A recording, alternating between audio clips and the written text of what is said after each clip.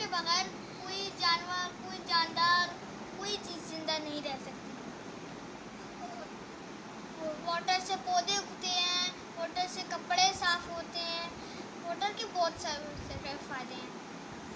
और सनलाइट भी हमारे लिए ज़रूरी है। सनलाइट के बगैर कोई नहीं रह सकता। सनलाइट से हड्डियाँ मजबूत होती हैं और सनलाइट से कपड़े सूखते हैं। सनलाइट से पानी गर्म होता है। देखा आपने ज़मीन कितनी कीमती होती है। फ्रेंड्स, जो चीज़ कीमती होती है उसकी हिफाजत भी करनी पड़ती है।